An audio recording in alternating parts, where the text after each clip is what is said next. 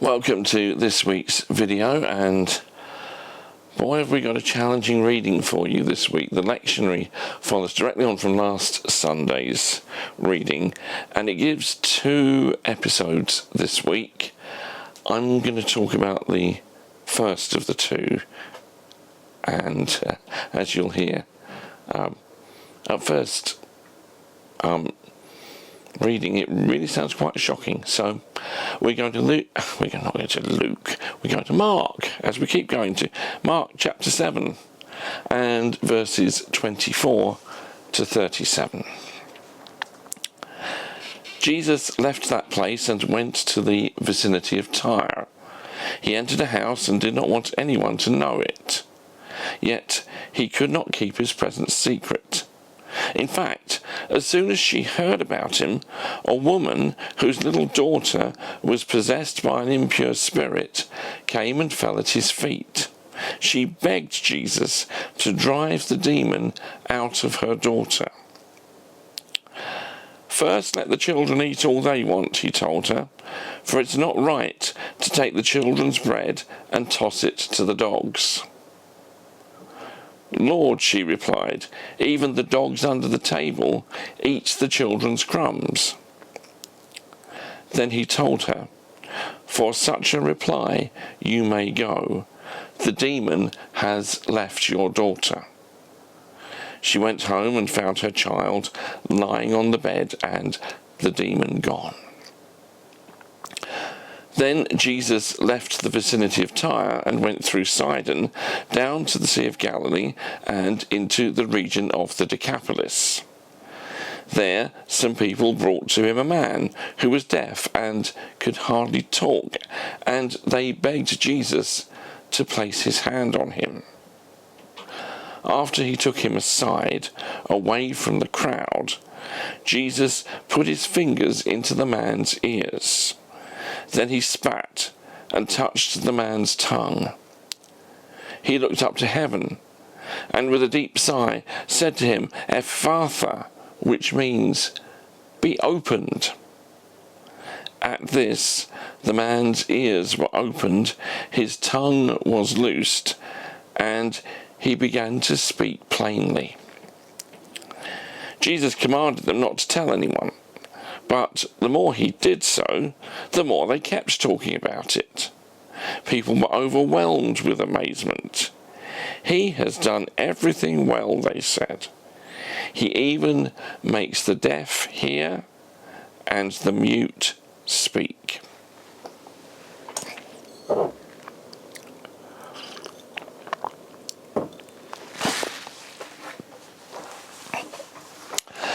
There's a meme on the internet with these words: "You shouldn't believe everything you read on the internet." It claims the quotation is from Abraham Lincoln.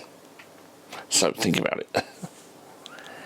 One area where we should be very careful not to believe everything we read on the internet is when all and sundry offer their commentary on difficult Bible passages. And boy, do we have a difficult passage this week. As I said in the introduction, I mean, what did you think of it? What does Jesus think he's doing, speaking to that Syro-Phoenician woman like that? "First, let the children eat all they want," he says to her, "for it's not right to take the children's bread and toss it to the dogs." Well, you know, the stupid and the arrogant on the internet are only too quick to tell you what that means. They say that Jesus was a racist and that even he had to learn how to treat people of other races from that woman. Of course, you know what they really mean. They mean you should all be as enlightened as us. Well, when you get a difficult passage like this, and when you come across Jesus saying strange and apparently disturbing things, the first thing you need to do is study the text very carefully in terms of the original languages and the original context and the original culture and things like that. Jumping to conclusions just because of how it reads in English without checking what wise, learned biblical scholars say about it is a very dangerous thing to do. And it's also very dangerous just to read this like it's a contemporary incident in our culture. For example, one thing about this passage is this: racism as we know it today, that abhorrent sin, did not exist in Jesus' society. There were forms of prejudice, oh yes, but not in the way that we shamefully discriminate and put down people of a different race or skin colour. Therefore, to assume that Jesus was being a racist is a fundamental mistake. In any case, if you put it in the context, this story comes after a series of chapters in Mark where Jesus is crisscrossing Lake Galilee between Jewish and Gentile populations. He has healed a Gentile like the Gerasene demoniac, and in the previous episode that we thought about last week, Jesus abolished the barrier between Jews and Gentiles of the Jewish food laws. To make Jesus some kind of racist against Gentiles absolutely beggars belief in the context. And then we also have to look at translation issues. If we think Jesus is referring to the woman as if she is some kind of feral dog, we are wrong. The word Jesus uses for dogs here is not that for a wild dog, but the word that they used for a pet dog, a house dog, a lap dog. And actually this story in its form here in Mark and also in Matthew is the only place in the New Testament where that word for dog is used.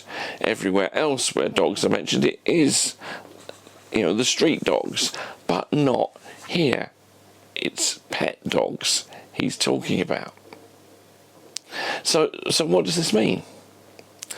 Jesus is painting a rather more endearing picture of a family where the children give scraps to the beloved family dog. I can't think what that reminds me of in my family at all. It's rather more affectionate than the picture painted by those who just want to scream racism the moment they read this story. Now, granted, it's still provocative, because you don't expect Jesus to say something like that in response to this woman's request for the healing of her child. But what Jesus is doing, and the reason it cuts across differently to us, is that he's speaking in the form of a riddle. It's designed to provoke a response from the woman. And that's exactly what he gets. She replies in the spirit of the riddle. She says, "Lord, even the dogs under the table eat the children's crumbs."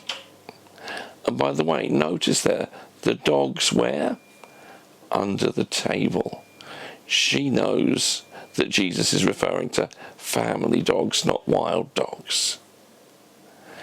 Jesus is saying something like this. He's saying, my first calling, my main calling, is to take the kingdom of God to Israel, the people of God.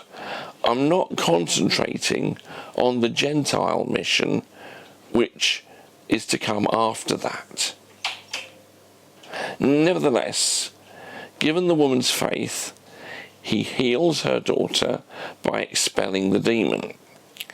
Even Jesus, with his focused mission, a calling that concentrates on bringing the message of the kingdom to Israel, recognizes that faith exists outside the people of Israel, and on occasions like this, he can flex his calling to bring the love of God to this woman and her family. And having got to that point, I think we can now make a couple of applications from the story to our own lives in connection with our own callings. So 2 things then. Firstly, are you living out your calling? See, Jesus was clear. His priority was to go to the lost sheep of Israel. That was his focus. The good news of God's kingdom had to come first of all to those whom God had made into his people over many centuries. They were the priority in his calling. For he was the Son of God, and Son of God is not just a divine title, it's also a name from the Old Testament for Israel. Jesus is the true Israel. He's fulfilling Israel's destiny, and so he takes it to Israel first. That largely determined what he did and where he went. He knew this was his Father's will for him. Now, I believe every Christian has a calling. It isn't always to a religious job. It's not just ministers like me that have a calling. You can have a calling to a certain profession or industry. You can have a calling in your family life. It can be something we're called to do in the church or in the community. It can be about the use of a particular gift or talent that we have. If you don't know what your calling is, then pray about it. And in the meantime, dedicate the gifts and resources you know you have to the service of God. And I like to offer people this saying from the spiritual writer Frederick Buechner about vocation. He said that vocation is where your deep gladness meets the world's deep need. So in other words, what you're passionate about meets a need in the world, that can be your vocation. Now, once you do have a sense of calling, then the example of Jesus means that it becomes a significant factor in determining what you do and what you leave aside. It helps you when people ask you if you will take on a responsibility, because you can consider whether their request matches your calling. If it does, then fine. If it doesn't, then your answer to them is probably no. And actually, I suspect that a lot of us need to say no a lot more than we do in order for us to fulfill our callings better. You know, we get more hooked into that human weakness of wanting to please people and remain popular than we do on actually following God and his call on our lives. People pleasing can get in the way of following God's call. Just a few years ago, a very popular book for business people and leaders in society was one entitled Essentialism by a man called Greg McKeown. Basically, it's a book that teaches you to say no to everything outside your calling. McKeown says that if you have doubts about whether something you're being asked to do is consistent with your calling, then you should say no to it. I do wonder whether many of us in the church should listen to him. So that's the first thing. Are you living out your calling? But the second of the 2 applications is this. Are you flexible about your calling? I say that because I think that's what Jesus showed in this story. Yes, his calling was to the people of Israel, but here he was in a place where there was less likelihood of him being able to do that. Tyre was basically a Gentile town. And so, although he's trying to stay low profile and undercover, when the woman discovers his presence, and brings her heart-rending request about her daughter, he certainly has an opportunity to meet her need with his divine compassion without adversely affecting his calling. Therefore, although following our calling is usually pretty decisive, we need to listen to God for those occasions when we need to be flexible rather than rigid. Jesus homed in on that here when he told the riddle and when the woman showed evident faith in her response. And when Jesus sees that faith, he acts. Why? Because he sees that God is at work here. The Spirit of God has surely been working in the woman's life, preparing her for what will lead to Jesus' life-saving intervention. And this then gives us an idea about when it's right to be flexible about our calling. It's not simply that we have some downtime and a gap in our diary so we can fit in one of the people who is regularly badgering us for our time. Instead, it's about discerning the work of the Spirit who is doing kingdom things and making kingdom opportunities available. So, one good way of discerning whether we're being called to flex our calling is by consulting others. If you start to get inquiries and requests from people for your time, and what they're asking of you are things that really go beyond your regular calling as you understand it, then it can be wise to take the details of those requests to your spouse or to a small group of wise and trusted friends. I've known church leaders who've become popular beyond their own churches get all these speaking invitations, and some of them don't just answer off their own back. They have a group of friends that they put the invitations before, and so let's work out if these are right or not. But your spouse or your wise friends can help you discern an answer to these questions. Does this request constitute a reasonable flexing of my calling, or will it distract from my calling? So in conclusion, when we dig into this story and get beyond the superficial ways of treating it, what we discover here is that the example of Jesus is very practical for us in living out our own calling, whether he's called us to serve him in the church or in the world. He wants us to follow that calling with a passion, but he also wants us to listen carefully to those occasional diversions from the route when something else is required of us. And as we do this, the kingdom of God will advance. And that's what we want, isn't it?